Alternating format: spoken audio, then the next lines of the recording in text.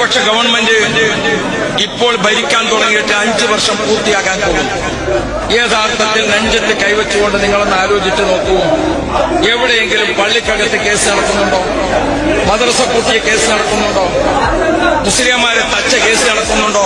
മുദരിസിനെ പിരിച്ചുവിട്ട കേസ് നടക്കുന്നുണ്ടോ? മുസ്ലിം ലീഗിന്റെ നേതൃത്വത്തിലുള്ള മന്ത്രിസഭ അധികാരത്തിലുള്ളപ്പോഴെല്ലാം നമ്മുടെ മദ്രസകൾ പൂട്ടിയിട്ടുണ്ട്, പള്ളികൾ പൂട്ടിയിട്ടുണ്ട്, മുസ്ലിംമാരെ പിടിച്ച് അടിച്ചിട്ടുണ്ട്, മുത്തഅല്ലിമീങ്ങളെ പിടിച്ച് ആക്രമിച്ചിട്ടുണ്ട്. അങ്ങനെ ആത്മീയതയുടെ നിറകുടങ്ങളെ ആക്രമിക്കുക എന്ന മുനാഫിഖീങ്ങളുടെ ലക്ഷണം മുഴുവൻ, ഖവാരിജീങ്ങളുടെ ലക്ഷണം മുഴുവൻ ഇന്ത്യൻ യൂണിയൻ മുസ്ലിം ലീഗിന്റെ ആളുകൾ സ്വീകരിച്ചപ്പോൾ കേട്ടില്ല. 5 വർഷം മുന്നേ പ്രസംഗിച്ചാണത്. അന്ന് ഇദ്ദേഹത്തെ സഖാവാക്കാൻ നോക്കിയിട്ടുണ്ടാവും, കുറെ തെരും പറഞ്ഞിട്ടുണ്ടാവും.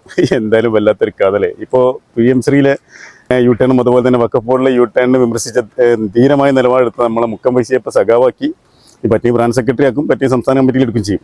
എന്ത് ചെയ്യലേ. ഇവരുടെ ഈ യു-ടേണുകൾ തുറന്നു കാണിച്ച് കഴിഞ്ഞാൽ പിന്നെന്തായി? സമുദായ വിരുദ്ധനായി, സഖാവായി, ബ്രാഞ്ച് സെക്രട്ടറി ആയി. എന്താ ചെയ്യലേ. ഒന്നും പറയണം. ഞാനിങ്ങനെ ആലോചിച്ചു, ഇതൊക്കെ എങ്ങാനും പിണറായി വലിച്ചിരുന്ന 4 മാസം മുന്നായിരുന്നെങ്കിൽ എന്തെല്ലാം പുകിലിപ്പോൾ ഉണ്ടായേനെ, ആരെല്ലാം തെറി കേട്ടേനെ. വല്ലാത്ത ഒരു പ്രശ്നമായിരിക്കില്ല.